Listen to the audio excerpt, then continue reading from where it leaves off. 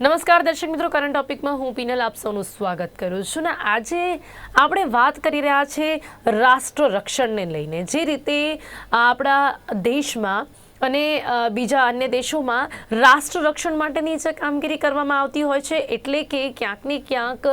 દેશના નાગરિકો પણ જ્યારે દેશ પર કોઈ આપત્તિ આવે ત્યારે દેશ માટે લડી શકે તે માટે તેમને કેટલી સમજ આપવામાં આવે છે તેના વિશે આજે આપણે વાત કરી રહ્યા છીએ। આ વાત એટલા માટે કરી રહ્યા છે, કદાચ આપ સૌ અત્યારે જાણતા હશો યુક્રેન પર જે અત્યારે હુમલો કરવામાં આવી રહ્યો છે, યુક્રેનની જે અત્યારે સ્થિતિ જોવા મળી રહી છે અને એ સ્થિતિમાં અત્યારે સૈનિકોએ તો જીવ ગુમાવ્યા છે ને આપણે હંમેશાથી કોઈ પણ દેશના સૈનિકોને સલામ કરવો પડે, કારણ કે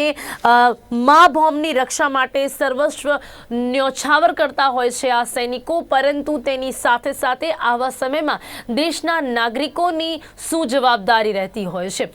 આપણા દેશની વાત કરીએ, અન્ય દેશની વાત કરીએ તો અલગ અલગ દેશોમાં આ માટેની અલગ અલગ કાયદાકીય પ્રક્રિયા છે અને સાથે જ એવું કહી શકાય છે કે બધા જ દેશોમાં પોતાની રીતે અલગ અલગ રીત રિવાજ છે। અહીંયા જો વાત કરવામાં આવે યુક્રેનની, તો યુક્રેનમાં હાલમાં અત્યારે દેશના જે નાગરિકો છે જે રીતે પોતાના દેશની માટે લડી રહ્યા છે, જે રીતે આ નાગરિકોએ પણ પોતાના દેશની રક્ષા માટે હથિયારો ઉઠાવી લીધા છે અને અહીંયા અન્ય દેશોમાં, યુક્રેનમાં, તેની સાથે ઇઝરાયલમાં પણ નાગરિકોને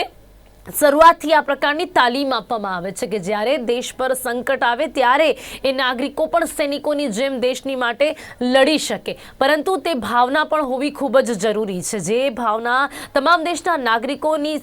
માં તો ખબર નથી, પરંતુ દેશના સૈનિકોમાં જોવા મળતી હોય છે, એ જ પ્રકારની ભાવના દેશના નાગરિકોમાં પણ જોવા મળે તે માટે કદાચ એવું કહી શકાય છે કે વિદ્યાર્થીઓને, એટલે કે જ્યારે બાળક નાનું હોય ત્યારથી જ તે તમામ બાળકોમાં એ પ્રકારની ભાવના ઉપજે તે માટે શું થવું જોઈએ। આપણા દેશની વાત કરીએ તો અહીંયા એનસીસી જે કાર્યરત છે, પરંતુ ક્યાંક એવું કહી શકાય છે કે અહીંયા કોઈ કમ્પલ્સન આપણને જોવા નથી મળતું। બીજા ઘણા એવા દેશો છે કે જે દેશમાં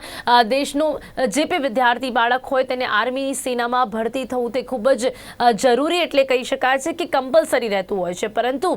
એ સાથે જ ઘણા એવા દેશોમાં એવી કોઈ પણ પ્રકારની રીત જોવા નથી પણ મળતી। ત્યારે આપણે વાત કરીશું કે આવા સમયમાં દેશના નાગરિકોની શું જવાબદારી રહેતી હોય છે। આપ જે સમાચારો ત્યારે જોઈ રહ્યા હશો, યુક્રેનમાં જે યુક્રેનની જે યુક્રેન બનેલી જે યુવતી છે બ્યુટી ફિટ, તેણે પણ હથિયારો ઉઠાવી લીધા છે। ઘણા એવા નાગરિકો છે કે જેણે દેશની રક્ષા માટે અત્યારે નાગરિકોએ હથિયાર ઉઠાવી લીધા છે અને ત્યાંની જે ગવર્મેન્ટ છે તેમણે પણ નાગરિકોને હથિયાર સોંપ્યા છે। તો આ પ્રકારની જે તૈયારી છે તે કેટલી જરૂરી જોવા મળતી હોય છે। શું અભ્યાસની પદ્ધતિમાં આપણા દેશમાં પણ આ પ્રકારનું કોઈ એવું કહી શકાય કે અભ્યાસ હોવું જોઈએ કે આ જે અમલી થવું જોઈએ કે કેમ કે વિદ્યાર્થીઓને નાનપણથી જ અભ્યાસમાં પણ જે રીતે બીજા અન્ય દેશોમાં પણ શીખવાડવામાં આવે છે, એવી રીતે ભારત દેશમાં પણ વિદ્યાર્થીઓને રાષ્ટ્ર રક્ષણની ભાવના તેમનામાં ઉપજે અને સાથે તેની માટે લડવા માટે તૈયાર થાય તે પ્રકારનો અભ્યાસ આપવું કેટલું જરૂરી છે તે વિશે કરીશું વાત, જેની માટે મારી સાથે અહીંયા જોડાઈ ગયા છે બ્રિગેડિયર છે વિજય સાગરજી અને તેમની સાથે એનસીસીમાંથી જોડાયા છે शेखरसिंह राठौड़जी। आपનું સ્વાગત છે કરंट टॉपिक में। जी, तो सबसे पहले विजय सागर जी, आज हम बात कर रहे हैं आत्मरक्षा और राष्ट्र रक्षा, ये दोनों में जो एक अंतर है हम देख सकते हैं। हमारे देश में आत्मरक्षा के लिए तो काफी सारी ऐसी चीजें हैं जो सिखाई जाती हैं और ऐसा कह सकते हैं कि काफी सारी ऐसी क्लासेस भी हैं जो आत्मरक्षा सिखाती हैं, लेकिन जब बात राष्ट्र रक्षा की हो तब भारत देश को आप किस तरह से देख रहे हैं, कहाँ देख रहे हैं? किस जब यूक्रेन में हम अभी देख रहे हैं जो स्थिति है, हम कभी नहीं चाहेंगे कि हमारे देश में भी ऐसी कोई स्थिति आए, लेकिन फिर भी यहाँ पर बात है राष्ट्र रक्षा की, तो किसी भी बच्चे को बचपन से ये सिखाया जाए ये कितना जरूरी है। और अभी भारत की स्थिति को आप कहाँ देखते हैं जब राष्ट्र रक्षा की बात आती है? देखिए, पहले हम बात करेंगे यूक्रेन की। यूक्रेन एक कंट्री था जो 1991 में बना सोवियत यूनियन के विघटन के बाद। तो तब उस वक्त इनकी स्थिति ये थी कि ये एक व्हीट बोल कहा जाता था, यानी कि यहाँ पे जितना अनाज उगता है ये पूरे यूरोप को 2 बार ले लिया जाए तो उनको पेट भर सकता था। दूसरा, यहाँ पे बहुत सारे न्यूक्लियर वेपन्स थे, वो उनकी सारी कॉन्सेंट्रेशन यहीं थी। तो तब से 94 से ये प्रयास शुरू हुए दुनिया के कि किसी तरीके से यूक्रेन को नॉन न्यूक्लियर बनाया जाए ताकि न्यूक्लियर प्रोलिफरेशन ना हो। तो उसमें इनके साथ काफी अन्याय हुए, काफी यानी कि इनके साथ जो 94 में बुडापेस्ट एग्रीमेंट हुआ उसमें इन्होंने हर सारी बातें मान ली, और उसके बाद इनके साथ बहुत ही अन्याय होते चले गए। तो तब से ही इन्होंने अपनी जो यूथ थे, इनकी सेना तो थी, हालांकि सेना इन्होंने इतनी उस तरीके से ऑर्गेनाइज नहीं करी जैसे किसी को डिफेंड करना होता है, परंतु अन्याय जरूर हुआ। और उस वक्त इनकी जो सेना है वो कंस्क्रिप्शन सेना है, लाइक हर एक आदमी जो 16 से लेकर 60 साल का है उसको एक बारी वहां पे सेना में भर्ती होना पड़ता है। उसके अलावा जो बच्चे भी थे स्कूल कॉलेजेस के थे, उनकी भी ट्रेनिंग इन्होंने इजरायली तर्ज के ऊपर एक तरह से शुरू कर दी। तो ये लंबा एक संघर्ष था जो फाइनली अभी सोवियत यूनियन के इन्वेजन के बाद आया है। तो हमने यहाँ देखा कि इस वक्त उनके जितने भी फौजी हैं, सिविलियंस हैं, किसी भी स्टेट ऑफ सोसाइटी के सिविलियंस हैं, सबके सब अपने अपने हथियार लेकर के मोर्चे पे जुटे हैं, और इतनी बड़ी सोवियत यूनियन की जो माइट है उसको उन्होंने रोका हुआ है। वो कैसे रोका हुआ है वो डिफरेंट चीज है, परंतु क्वेश्चन ये है कि इस वक्त यूक्रेन हथियार नहीं डाल रहा सोवियत यूनियन के आगे, क्योंकि उनके जो सिविलियंस है वो जो जो एक स्कूल कॉलेजेस से निकल के आए हैं, उनकी एक किस्म की ट्रेनिंग की गई है, being a non military chaps, but military training उनके साथ है और वो उनके आज उनके काम आ रही है। आज छठा दिन है और दूसरी वार्ता आज होने वाली है, उसके बावजूद वो अपना मोर्चा लेके डटे हुए हैं। अब यही चीज अगर हम अपने देश में देखें तो हमारे पास भी स्कूल कॉलेज लेवल पे काफी सारी संस्थाएं हैं, जैसे एनसीसी है, नेशनल कैडेट कोर है,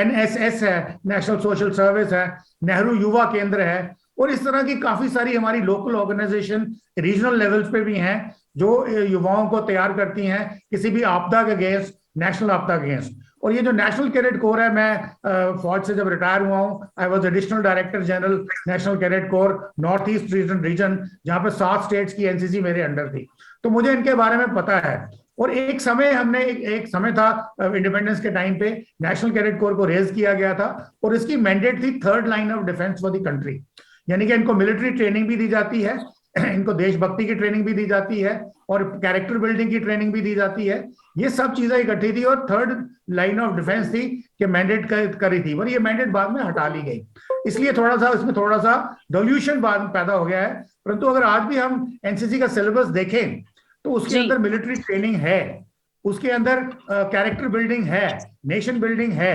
परंतु उसका एक जो एक होना चाहिए, एक कंसर्टेड तरीका होना चाहिए जो एक्चुअल कंट्रीब्यूशन करे, वो अब थोड़ा सा डाइल्यूट हो गया। बिकॉज ये इनफैक्ट जैसे आईएएस के ऑफिसर जब लाल बहादुर शास्त्री अकेडमी से निकल के आते हैं, ऑफिसर बनते हैं, तो उनको पहले 21 दिन के लिए मिलिट्री ट्रेनिंग, उनकी भी मैंडेट है, उनकी अटैचमेंट होती है। तो ये एनसीसी की इस किस्म की नौकरी के लिए एनसीसी की भी मैंडेट कंपलसरी होनी चाहिए, इनके नंबर बढ़ने चाहिए, बल्कि 100% स्टूडेंट जो स्कूल कॉलेजेस के हैं वो एनसीसी करना चाहिए। तो ये चीजें मैंडेट लेकिन ऐसा कोई कंपल्सन नहीं है ना विजय जी, हमारे यहाँ पे ऐसा कोई कंपल्सन नहीं है एनसीसी के लिए, आपको लगता है कि ये होना चाहिए? पीनल जी, उसका रीजन ये है कि आज लाख की हमारी जो ऑथराइज स्ट्रेंथ है एनसीसी की, वो पूरे भारतवर्ष में 18 लाख की है, और 18 लाख में अगर देखा जाए तो हम एनसीसी कैडेट में 10% बच्चों को भी नहीं ले पाते हैं। तो 90% स्कूल कॉलेज के बच्चे जो हैं अभी भी एनसीसी की मैंडेट से बाहर हैं। तो अगर हम इनकी स्ट्रेंथ बढ़ाएं, कुछ फाइनेंसेस करें, तो इनको हम 100% कर सकते हैं, जो करने की जरूरत है। शेखर सिंह जी हमारे साथ हैं, तो वो एनसीसी के बारे में हमें और अच्छे से बता पाएंगे क्योंकि वो एनसीसी से ही हैं। तो यहाँ पर आप विजय सागर जी की बात सुन रहे हैं एनसीसी के सिलेबस को लेके, और साथ ही साथ कहीं ना कहीं जो उद्देश्य है वो डाइवर्ट होता हुआ दिख रहा है, और यहाँ पर जो बच्चे हैं वो ज्यादा से ज्यादा एडमिशन नहीं ले पाते हैं, या ये भी कह सकते हैं कि ऐसी भावना भी खुद में होनी चाहिए। शेखर सिंह जी, आपका क्या मानना है इसको लेकर? मैं है ना बिल्कुल है असर की बात से बिल्कुल है मतलब असहमत हूँ कि मतलब एनसीसी मतलब काफी अच्छा है प्लेटफॉर्म, बट अभी भी वो बहुत छोटी है ना मात्रा में है। जैसे कि मतलब असर ने वो मतलब बताया कि अभी भी 18 लाख ही बच्चे हैं एनसीसी में, और अगर आप देखें हैं, क्योंकि मैं खुद है ना मतलब एनसीसी से हूँ, तो और भी बच्चे आना चाहते हैं, बट ये है कि सीट्स बहुत बहुत बहुत कम है ना। तो अगर हम वहां पे अगर कुछ फाइनेंस या फिर कुछ भी प्लानिंग ऐसा कुछ करते हैं, तो वो है ना कैडेट्स की मात्रा बहुत सारी है ना, वो है ना बढ़ सकती है, और ये आगे चल के हमारे देश को हेल्प भी बहुत होगा इससे, क्योंकि जैसा कि सर ने बोला कि अभी भी मतलब कोर्स देखा जाए तो काफी मतलब बेहतर है, बट इससे भी और भी बेहतर हो सकता है, ताकि अगर आगे चल के देश को अगर कुछ काम आए तो हम भी उसमें हमारा योगदान दे सके, है ना। और अगर देखा जाए तो मतलब अगर मतलब हमारे इतिहास में हमने भी काफी हेल्प की है, जैसे कि हम मान लें कि ये है ना, ये 2001 का जो था अर्थक्वेक, तो वहां पे एनसीसी कैडेट्स ने बहुत सारी हेल्प की थी, और उसके लिए हमारे गुजरात के चीफ मिनिस्टर ने हमको थैंक यू भी बोला था कि मतलब हमने काफी अच्छी हेल्प की है। तो ऐसे हम आगे चल के बहुत सारी हेल्प भी कर सकते हैं, बट उसके लिए हमें और अच्छे से सुविधाएं दी जाए और अच्छा मतलब ट्रेनिंग दिया जाए। अभी जो है वो बहुत ही बेहतर है, बट हमें इसका लेवल बढ़ाना पड़ेगा अगर तो हमें आपको लगता है अपना कि अभी फ्यूचर जो अच्छा विजय जी करना बात है कर रहे हैं, यहाँ पर अभी जितने बच्चे हर स्कूल में, यहाँ पर जो कंपलसरी नहीं है, और जितने बच्चे का एडमिशन यार यहाँ पे एनसीसी में जितने बच्चे होते हैं, उसमें कहीं ना कहीं कुछ बढ़ाना चाहिए, या ये कह सकते हैं, मैं तो कह रही हूँ ओवरऑल सारे ही बच्चों के लिए कंपलसरी क्यों ना किया जाए। हाँ, मैं ये है ना जरूर जरूर कहूंगा कि है ना मतलब एनसीसी में सीट जरूर है ना बढ़ानी चाहिए, क्योंकि उसकी बहुत ही है ना मतलब जरूरत है, क्योंकि एनसीसी हमें है ना प्रोत्साहित मतलब करता है हमारे देश के लिए कुछ ना कुछ करने के लिए, और खास करके मतलब हमारी है ना डिफेंस फोर्स में हमको भर्ती होने के लिए as an officer, as a soldier. तो उसमें मैं जरूर जरूर कहूंगा कि मतलब उनमें सीट्स मतलब बढ़ानी चाहिए। और अगर बात रही 100% की, तो 100% मतलब ऐसा मैं इसमें इसमें मतलब कहूंगा कि हमको सीढ़ी एक एक करके ही है ना चढ़नी चाहिए, मतलब धीरे धीरे हमें पहले सीट है ना बढ़ानी चाहिए, उसके बाद हम 100% का गोल रख सकते हैं, बट वो आने वाले कुछ सालों के बाद। बट अभी के लिए हमें फोकस अभी सीट बढ़ाने में करना चाहिए। जी विजय जी, यहाँ पर अगर बात करें देश के सभी नागरिकों की, जैसे कि इजराइल और यूक्रेन में देश के नागरिकों को पहले से ही ये तालीम दी जाती है, तो हम एनसीसी को अभी नहीं देखते हैं, लेकिन हम अगर ओवरऑल बात करें तो क्या ऐसी कोई तालीम नहीं दी जा सकती क्या? जो सारे स्टूडेंट्स हैं उनके सिलेबस में भी कोई एक ऐसा सब्जेक्ट और ऐसा कुछ नहीं ऐड किया जा सकता जिससे कि जो देश के बच्चे हैं उनके मन में ये भावना तो आए, राष्ट्र सुरक्षा की जो भावना है, कहीं ना कहीं वो उसमें जो भी कमी देखने मिलती है वो अगर आए तो खुद से ही बच्चे आगे आ सकते हैं, खुद से ही ऐसी किसी तालीम केंद्र में जाके वो सीख सकते हैं। विजय जी। देखिए, ऐसा है, जो जहां तक एनसीसी, एनएसएस और नेहरू युवा केंद्र की बात है, वैसे मैं बोलूंगा 50% जो बच्चे हैं उनको इसके बारे में नॉलेज ही नहीं है, क्योंकि उनके स्कूल कॉलेजेस में ऐसी चीजें नहीं की जा सकती। तो ये एक अभियान चलाना चाहिए कि उनकी अवेयरनेस बढ़े। दूसरा, ये एनसीसी का मतलब ये नहीं है कि आपने आर्मी में जाना है या सावधान विश्राम करना है, ऐसा नहीं है। एनसीसी आपको बहुत अच्छी ट्रेनिंग देती है, आपका कैरेक्टर डेवलपमेंट होता है। उसके अलावा बच्चों को ये मालूम होना चाहिए जितनी भी एडवेंचर ट्रेनिंग है, adventure training means river rafting, adventure training means sky diving, hang gliding, और डिफरेंट किस्म के स्पोर्ट्स, फायरिंग, ओलंपिक्स, ये सब चीजें एनसीसी करती है। उसके अलावा एनसीसी के बच्चे यूथ एक्सचेंज प्रोग्राम में, आज की डेट में हमारे कंट्री में हमारे इंडियन के कंट्रीज में 18 देशों के साथ टाई अप है, जहां पे हर साल यूथ एक्सचेंज प्रोग्राम के बच्चे जाते हैं। तो इस तरह से एनसीसी एक बहुत बड़ी अट्रैक्टिव चीज है, और जहां पर लोग इसको जानते हैं, हमेशा ही मान लो अगर 100 वैकेंसीज होती हैं तो कम से कम 500 एप्लीकेंट्स होते हैं, तो हमको परफोर्स उनको लिमिट करना पड़ता है। तो अगर ये स्ट्रेंथ बढ़ जाए तो ये एक बहुत बड़ा कारगर स्टेप होगा जो देश के बच्चों में काम आएगा। प्लस नंबर 2, जैसे हमारी, मैंने बोला एनएसएस की ऑर्गेनाइजेशन है जो देश में सोशल काम करती हैं, उनका भी एक छोटा सा, उनके सिलेबस में एक छोटा सा भाग मान लो वेपन ट्रेनिंग का रख दिया जाता है, स्टेट गवर्नमेंट की तरफ से, पुलिस डिपार्टमेंट की तरफ से, जैसे एनसीसी आर्मी करती है, तो पुलिस, हर स्टेट की जो पुलिस है उसका एक विंग उनको एनसीसी के बच्चों को, एनएसएस के बच्चों को ट्रेनिंग दे। वैसे ही नेहरू युवा केंद्र के जितने कार्यक्रम चलते हैं उसमें वो इस किस्म का visit to, let's say army unit, visit to air force unit, visit to police unit, arm police unit, तो इस चीजों के अगर भरमार हो जाए तो ये बहुत बढ़िया स्टेप होगा। यहां मैं सिर्फ आपको ये बताना चाहूंगा, पिछले 3 साल से एक स्टडी चल रही है, मेरे ख्याल अभी तक उन्होंने अपनी रिपोर्ट सबमिट कर दी होगी, और वो बताएंगे आपको कि आपके क्या क्या मेजर्स हैं क्या क्या तरीके हैं जिससे आप इनको बढ़ा सकते हैं। परंतु मैं आपको ये या फिर भी देशवासियों को बताना चाहूंगा, जो कमेटी बनी है वो तो रिकमेंडेशन दे देगी, परंतु हमारे पास, हम गरीब मुल्क है, हमारे पास पैसों का अभाव है, हमारे पॉलिटिशियंस के पास ऐसी कोई वो विल नहीं है, और हमारे देश में ऐसी कोई थ्रेट भी नहीं है कि हम उस तरफ देखें, तो इसलिए इन सब प्रोग्राम्स के बीच में ये चीज रह जाती है। But basically I want people to understand, ये मिलिट्री ट्रेनिंग नहीं है, ये कैरेक्टर बिल्डिंग है, नेशन बिल्डिंग है, जिससे उसके बाद चाहे यूक्रेन जो आज फेस कर रहा है या इजराइल जो फेस कर रहा है, ऐसे कई किस्म के चैलेंजेस आए, चाहे वो नेचुरल आपदा हो, फ्लड्स हो, अर्थक्वेक्स हो, कोई कोरोना हो, इलेक्शन का कैंपेन देना है कि हर आदमी को वोट करना चाहिए। इस किस्म के बड़े सारे प्रोजेक्ट हैं जिनमें ये एनसीसी, एनएसएस, नेहरू युवा केंद्र के बच्चे भाग लेते हैं, और इनका इस्तेमाल किया जा सकता है देश में एक अच्छी प्रथा फैलाने के लिए, एक जी जी जी जी जी। तो शेखर सिंह जी, एनसीसी के जो स्टूडेंट्स होते हैं उनके सिलेबस के बारे में, और साथ ही साथ जब भी ऐसी कोई आपत्ति आती है तब कैसे वो देश के लिए उपयोगी हो सकते हैं, ये कैसे उन्हें समझाया जाता है, और ऐसा कब कब हुआ है, और कैसे ये चीज सरकार के लिए मदद रूप होती है, और क्या सिलेबस रहता है, किस तरह से सिखाया जाता है। जी शेखर सिंह जी।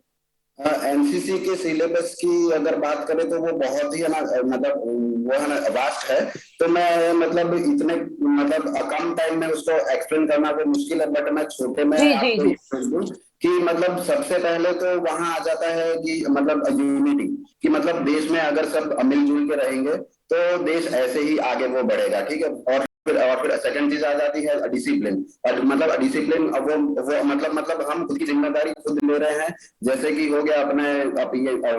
हमारे हमारे वो जो पीएम है, उन्होंने एक है ना वो मतलब मुहिम चलाई है स्वच्छ भारत, तो अगर हम उसमें भी है, अगर हम लोग डिसिप्लिन कि हम कचरा हमारा एटलीस्ट हम लोग नहीं फैला रहे, अगर सभी देश में ऐसा कर ले तो वो पॉसिबल है कि हमारा कंट्री पूरा एकदम क्लीन रहेगा, राइट। तो ये सब छोटी छोटी चीजें ही देश को आगे जाके बड़ा बनाती है। और अगर मैं प्रॉपर कोर्स की बात करूं तो उसमें है ना सभी चीजें आ गई, जैसे कि ड्रिल आ गया, फिर है ना अपना वेपन ट्रेनिंग आ गया, साथ में फिर अपना वो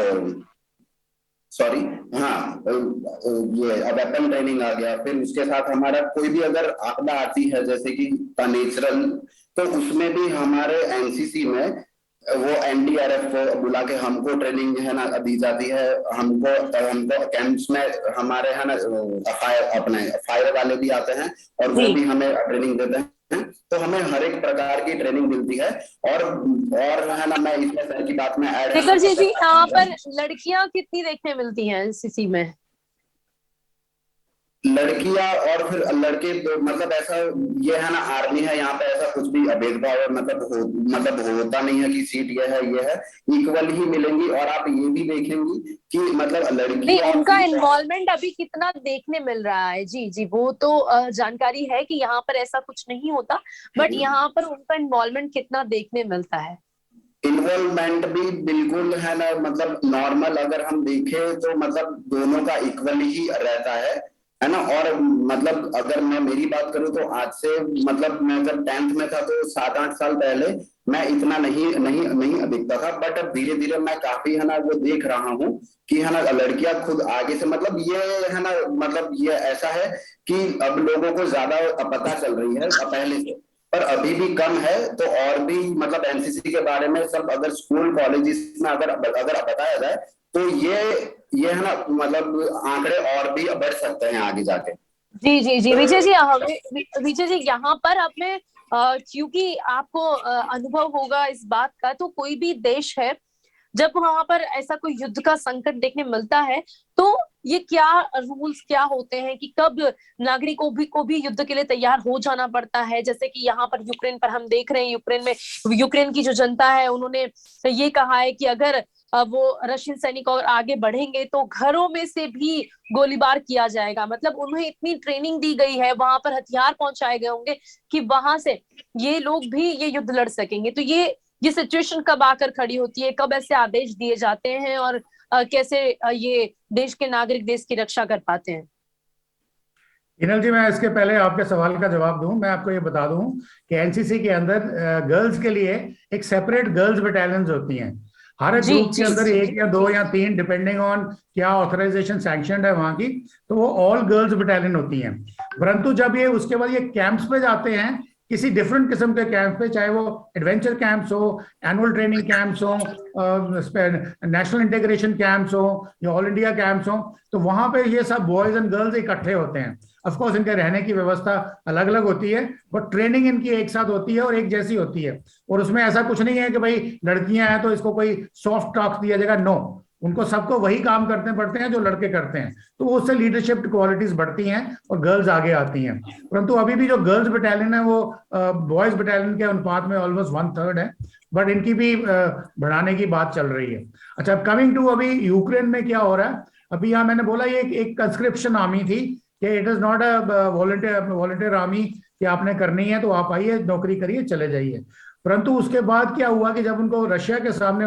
रशिया की आर्म फोर्सेस के इन्वेजन के सामने उनको खड़ा होना था, तो उनको पता था कि हम ज्यादा देर टिक नहीं सकते हैं, इसलिए उन्होंने अपने देश के जितने भी सारे नागरिक थे सबका आह्वान किया कि आपको आगे देश की डिफेंस करनी है। उस डिफेंस में पहले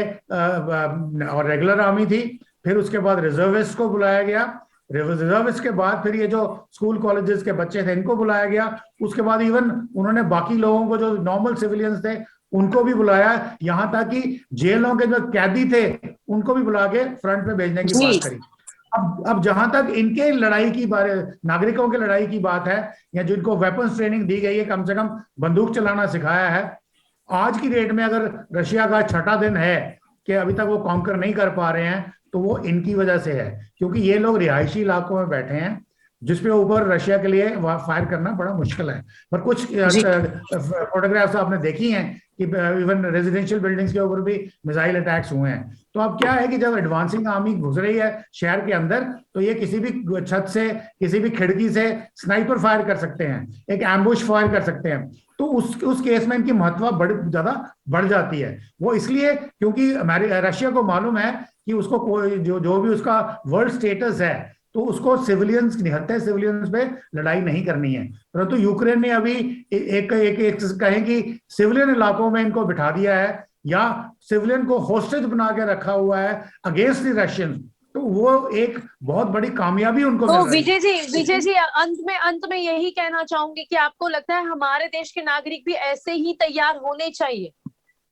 बिल्कुल होने चाहिए, हमारे देश के तैयार होने चाहिए, क्योंकि हमारा देश की कॉन्फ़िगरेशन अलग है, हमारी आर्म फोर्सेस ज्यादा स्ट्रांग है, तो परंतु फिर भी एक रिजर्विस्ट रहना चाहिए। और अगर ये बात ना, अगर मान लो आपको लड़ाई नहीं करनी है, तो बाकी किसी दूसरे फ्रंट पे आपकी जरूरत पड़ सकती है, सोशल फ्रंट पे, जी, आत्मरक्षा के लिए भी काम आ सकता है, देश में कोई आपत्ति अगर आती है कोई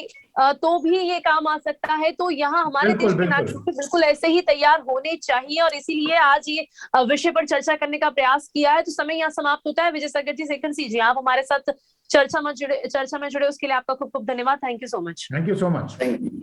દર્શક મિત્રો, આજે કરંટ ટોપિકમાં વાત કરી છે આત્મરક્ષણની સાથે સાથે રાષ્ટ્ર રક્ષણ પણ કેટલું જરૂરી છે, અને તેની સાથે દેશના નાગરિકો પણ આ રાષ્ટ્ર રક્ષણમાં સાથ સમર્થન આપી શકે તે માટે કઈ રીતે